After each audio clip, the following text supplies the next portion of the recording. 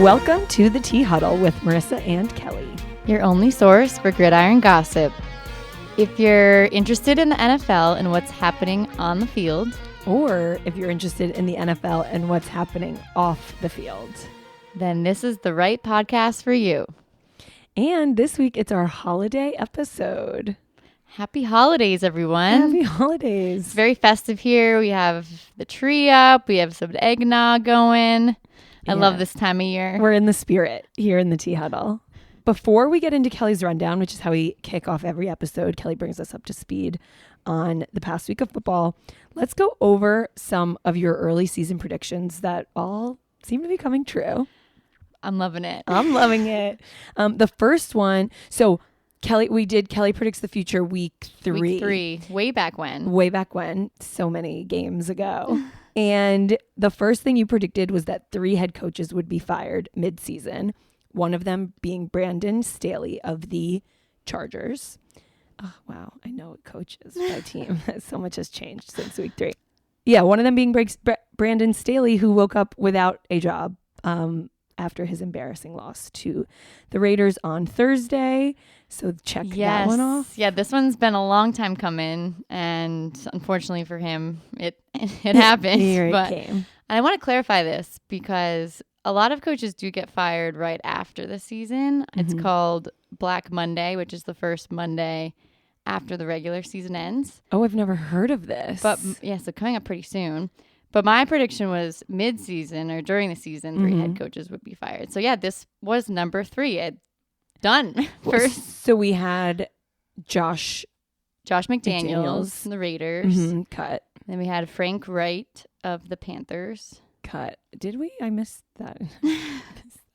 You remember that one. Yeah, of course I remember that one. It And didn't help them now, get any better. 3 for 3. And here we are. Brandon Staley. Staley's a goner. Bye. There's talks more about, who did I see? They said is like for sure getting fired as soon as the season ends. Are you going to say Bill Belichick? No, I'm not. This wasn't me baiting you. It was somebody else. I want to say it's like a team that wears red, but it's not the Falcons. Anyway. Oh, the Commanders. Yes. Yeah.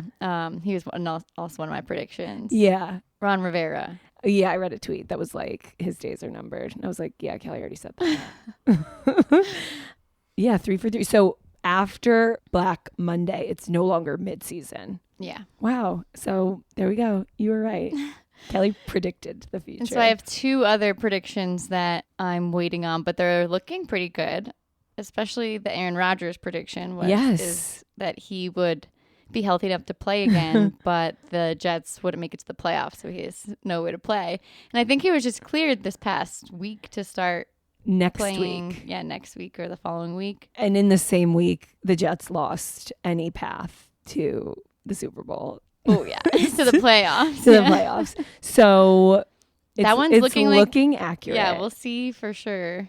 I feel like, Aaron Rodgers is going to want to play this season to prove that he can that come back in the same season with the torn Achilles and come back. But you can't save the day if there's nowhere to play. Yeah. No one to play against. Yeah. And it's not his decision to make. Like the coach would probably not let him indulge his ego. It seems like a bad idea. Yeah. To risk it for a 40-year-old. Right. And when we know that 5 minutes on the field can less than that can end your season. I mean, I guess he's trying to prove it didn't end his season. But yeah, so it's looking very accurate that he will be able to play, but then not be able to play. And then my third prediction is that the Cowboys and the Ravens will be in the Super Bowl. I want this one to be true so badly. Me too. And it's definitely a possibility. Mm-hmm. They're keeping it tough. Yeah. but I still believe it's possible. I do too. If you say it is, I believe that it is. So let's find out. Yeah, we'll staying check on those. Yeah, definitely. If we go 3 for 3, you better start making bets, people. Yeah, exactly. Some other week 15 highlights that I'll touch on quickly. The Bills are on a hot streak after their big win against the Cowboys Sunday night. They now have almost a 70 chance to make the playoffs. Oh. So they are crushing it. The Bengals also win 3 in a row with their backup, Jake Browning, increasing their chances, but I think it's a little less likely. Less than 100 people were in attendance at the Falcons versus Panthers game at one point. It was the saddest picture I've ever sad. seen. Ticket prices were going for 45 cents. Like, that is outrageous. Even if a team is really bad, you have to think there are enough people around who just you get that like to do. Front row ticket for $5, like behind the quarterback. But I saw people had a sign that's like, "We're not fair weather fans," and it was a wide shot. They were the only fans anywhere near them. Like, nobody was in their row. Nobody was in the row behind them. Nobody was in 10 rows behind them. I'm proud of them. That's how you know you're a true fan. Yeah, they could have moved up. I don't think anyone's checking tickets to make sure you're in your right seat. They could decide wherever they wanted. Yeah, bleak for them. And then another Week 15 highlight, although less football related, but Taylor Swift and Travis Kelce both appear in the top 2 best-selling vinyls this past week. Because what can't they do? What can't they do? Next thing, she's going to be a tight end for... Taylor's blocking Travis from being number 1, the vinyl record. Because he appears on the Eagles' Christmas album. Yep. Joining his brother who's on the Eagles. It's a catchy song. I haven't listened to it. Oh, no? Well, maybe we'll play it for this holiday episode. Okay, perfect. Yeah, it's just like... very funny that they were crushing the game at their respective domains. Careers. Yeah, and now there's crossover. So I feel like Taylor could play for the Panthers. Yeah, maybe we'll see her out there. They'll take anybody. Yeah, Taylor, maybe she could be a kicker, but not for the Dallas Cowboys because that spot has been filled by a kicker we've been hoping to talk about for a while, Brandon Aubrey. Yes, I've been wanting to talk about him. I love this story. Because he's good at football. So, like, we want to talk about him for that. And great backstory, just like a good personal... Yeah, he doesn't follow the typical career path of any other football player out there. Definitely. He is a former Major League Soccer kicker, and he was drafted by the Cowboys this past year. In 2017, he was a first-round soccer pick, but was out of the league 2 years later, trying to figure out what to do with his career. He left his career as a soccer player and pursued a job as a software engineer in Dallas, where he lived with his wife. And then, the Cowboys picked him up this season, and it seems that he found his calling with football because he is having an incredible season. He hasn't missed a field goal this whole year, and he is the first to ever kick 2 59-yard field goals in one game. It's like a Disney movie.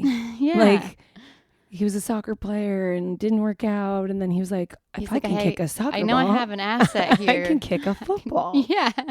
Yeah, and he says his wife is the reason he decided to play football. She had the idea when she saw somebody miss a field goal. She was like, oh, honey, I think you could do this. Get out there.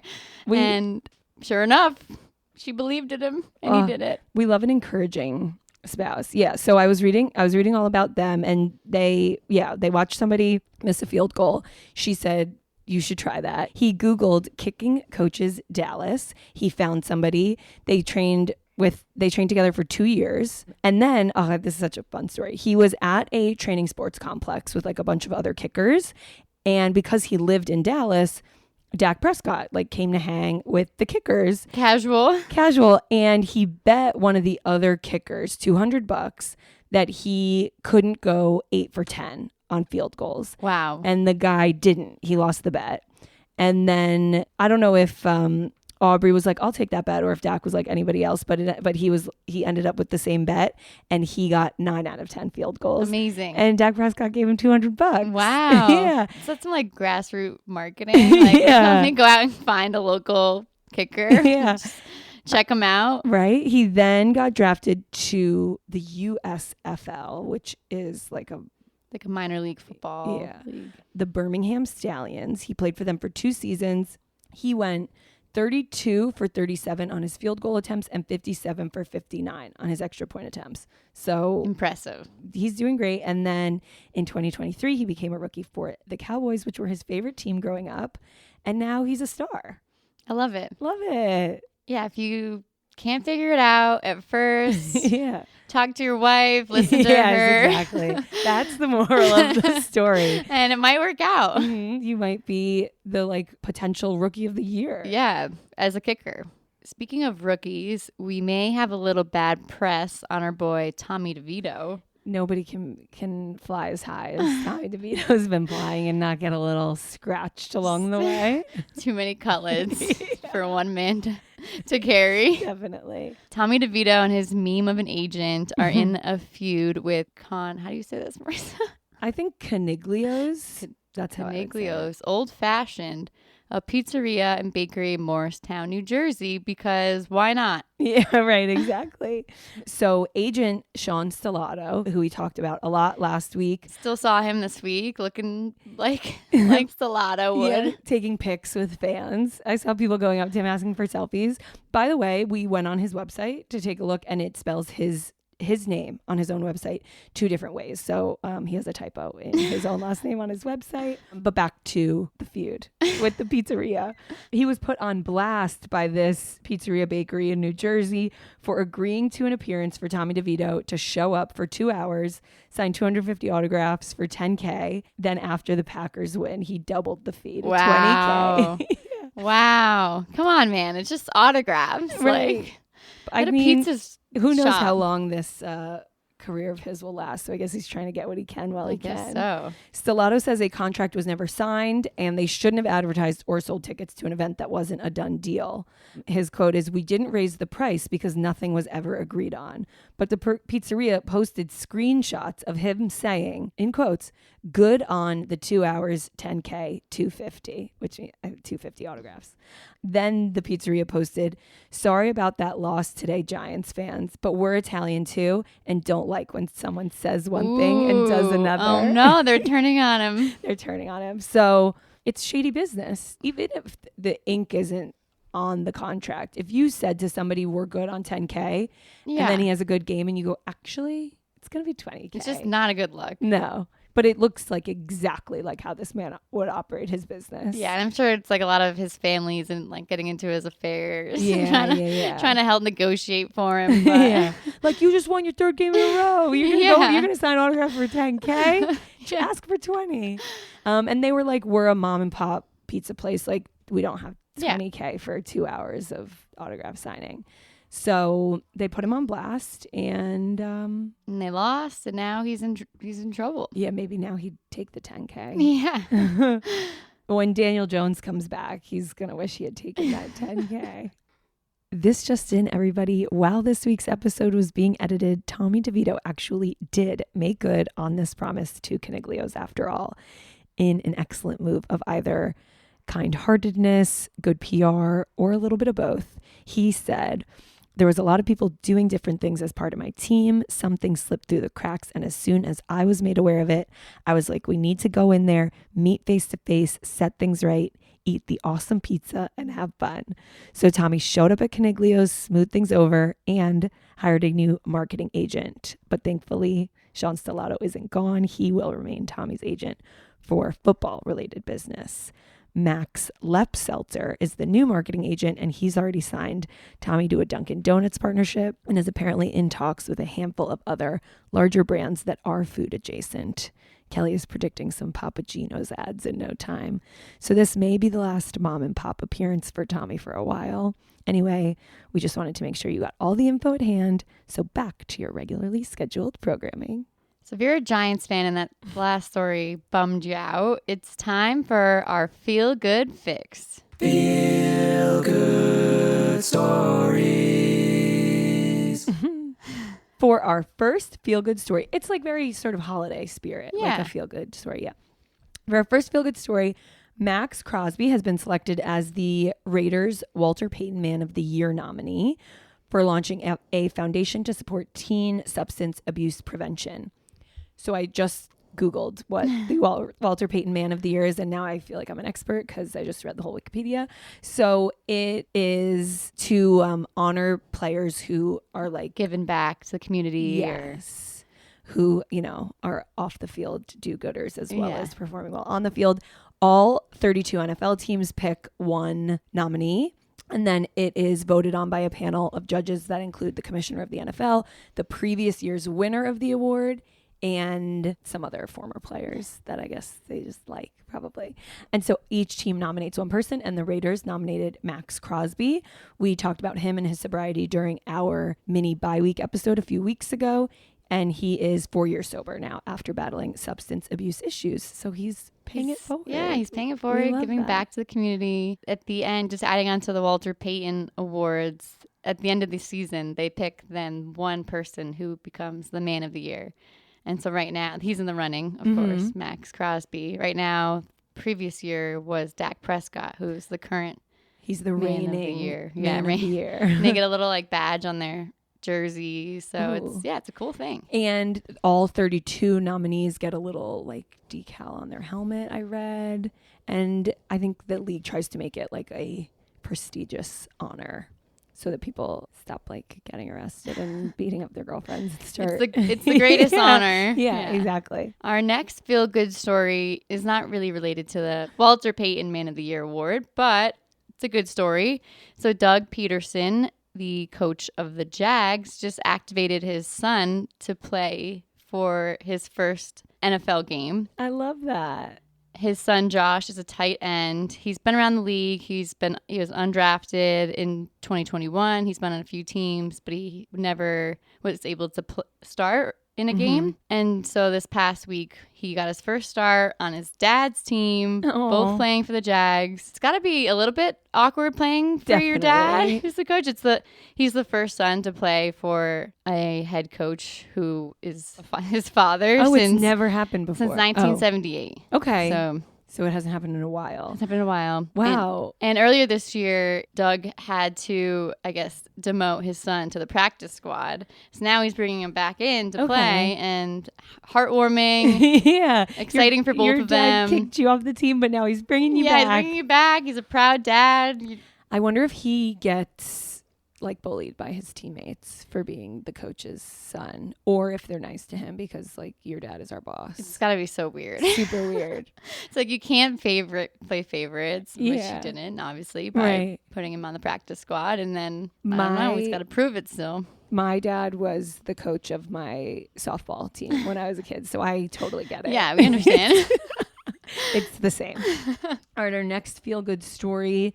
In week 13, Joe Burrow, quarterback of the Bengals, gifted his box suite tickets to his backup quarterback, Jake Browning, to use for his friends and family.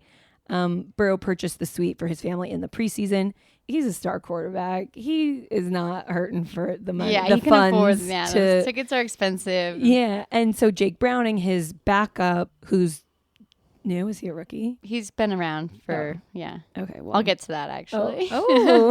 So he started, and he didn't, I guess, want to, shell out all the money for his family to watch. And Joe Burrow said, take my suite. Take my box. Yeah, I'm not playing. Yeah, I like that. Yeah, so he had his siblings up there, his girlfriend, a few of his friends. That's really nice. Browning has been playing well, having all that support watching him. He just won, as we mentioned earlier, they won their third straight game this past weekend with a comeback win against the Vikings. So Jake Browning, he started his career with the Vikings.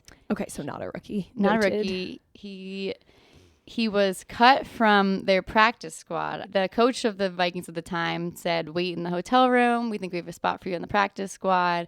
We'll let you know soon. So we waited all night. Didn't hear anything. No. His agent called and said he was being cut. He didn't hear it directly from the team at all. That is so sad. And so when he won this past weekend, he turned to the cameras and said, they should have cut me. I knew they should have cut me. Oh, that's an even better feel-good story than his girlfriend watching in the box. That like he was sitting by the phone, like watching, like nobody waiting. call. Yeah. And then he beat them. Oh, I love that. So that's the second part of that feel-good story. And I have a third part. It gets better from here. So then I saw that he joined Ted Karras, who is a offensive lineman for the Bengals and has been really involved with this nonprofit, the Village of Marisi, I think is how you say it.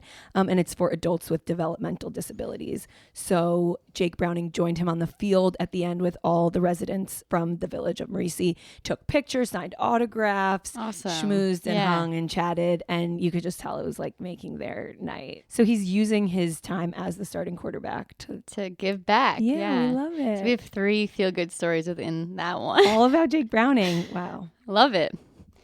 The next one we have is Alvin Kamara, a running back for the Saints. He sent a signed jersey and football to the line ref who got injured during the Saints-Lions game a few weeks ago. So this NFL sideline worker was taken out by Alvin Kamara in a gruesome injury, resulting in a broken leg. Oof. Tried to make up for it by sending a signed jersey, signed football. The guy was really happy and thankful. He's a teacher and like he works on the sidelines as like a side gig because he just loves the Saints. But yeah, unfortunately he got hurt, but maybe he made it up for it. I don't know. With a signed football. I have one bone to pick with this one before we get too excited about Alvin Kamara. I don't know if we are yet, but the signed jersey is nice. But in Googling him, I discovered that he was arrested last year. He made so I've also learned about the Pro Bowl. It's like an all-star game. All-star game for football. That's a way to say it. It's an all-star game. They mix them up and they play amongst each other. And that's going to be so fun to watch now that I know who they are. It's fun to watch. The players don't really like it because they get nothing out of it. Waste of their time. But it's probably a good honor to be called a Pro Bowl player. Yeah, I would think so.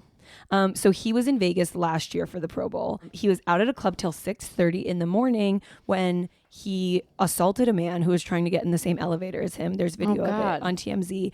Punched the guy like 9 times, stomped on him, bloodied his face. For getting in an elevator with him? Yeah.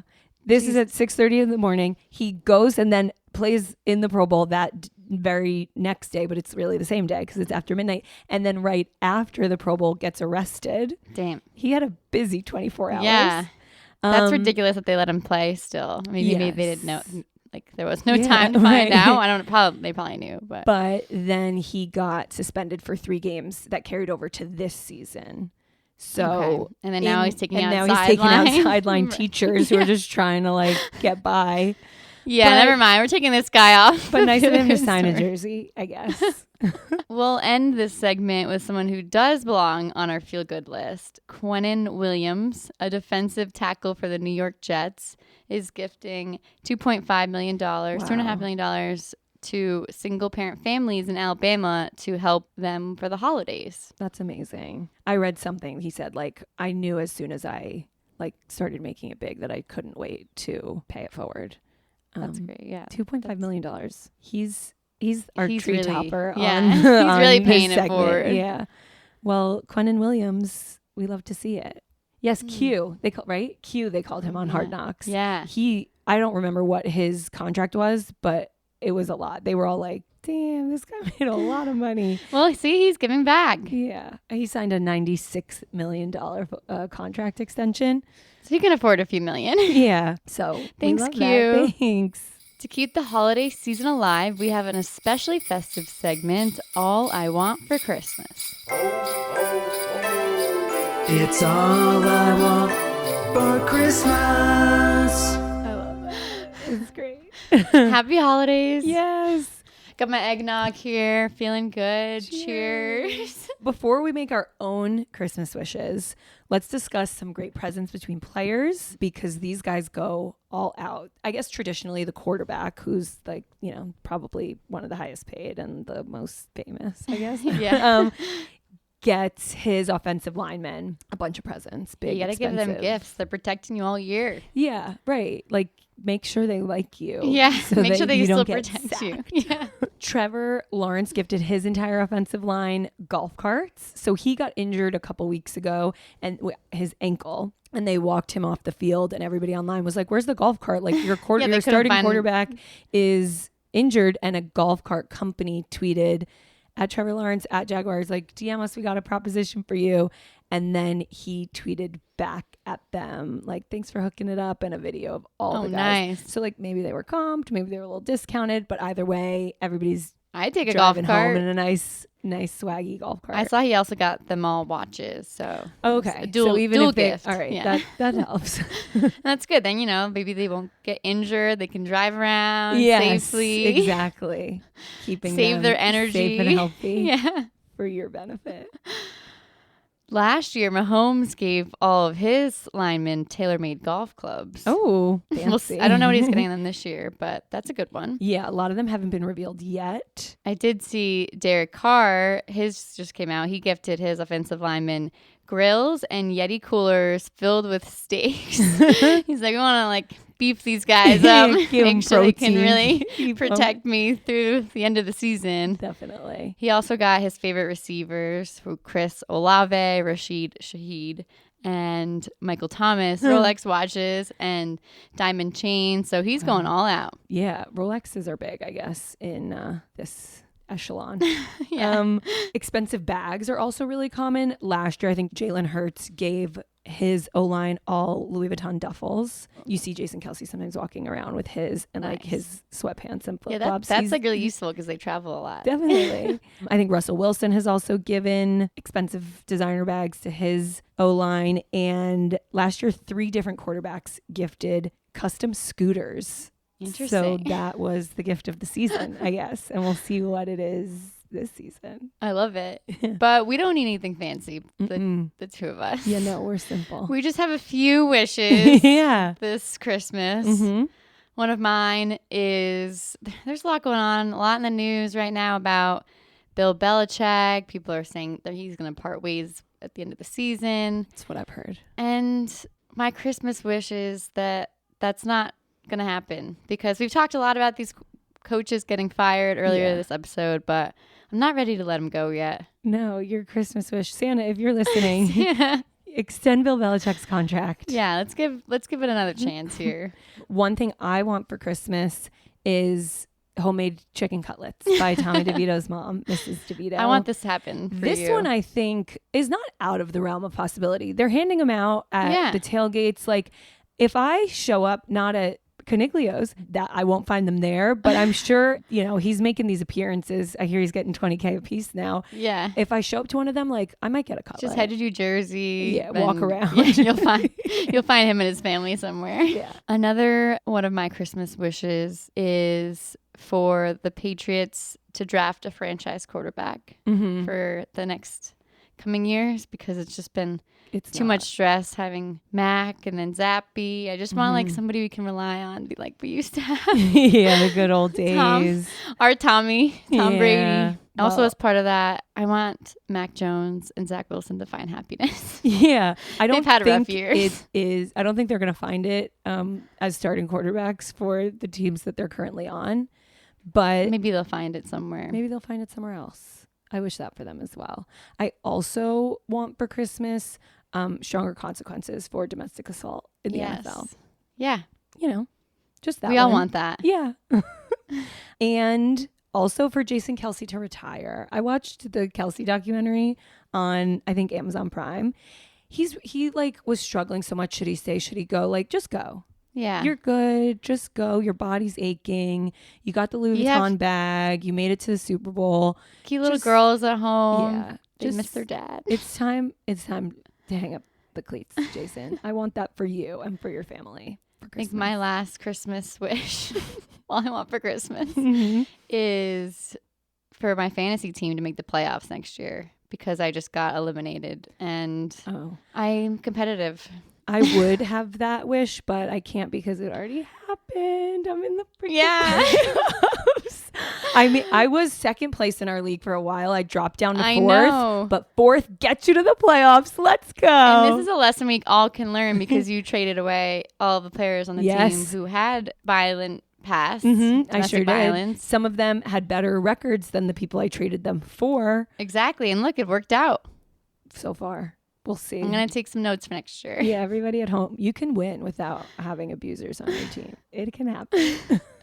So Santa, if you are listening, that's our list, and see what you can do. Yes, please.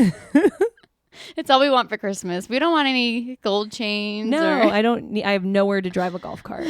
So just a few asks. Yeah. But speaking of abusers, one that was on my fantasy team that did not make it to the playoffs, we're going to speak about one of our enemies in today's Final Goss.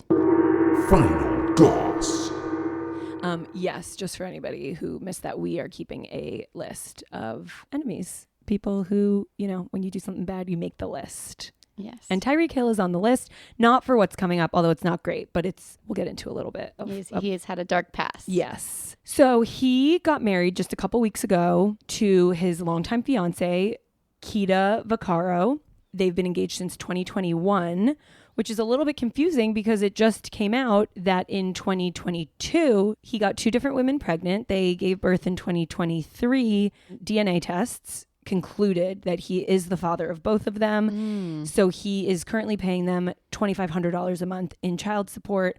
But considering that he makes $30 million a year, they are both suing him for increased child support. Neither of these are new, but a Daily Mail article just came out this week exposing and bringing to light that the timing of it. Yeah, has his now wife commented on this at all? No, but she did just post a picture yesterday at the time of this recording. So earlier this week, wearing his jersey.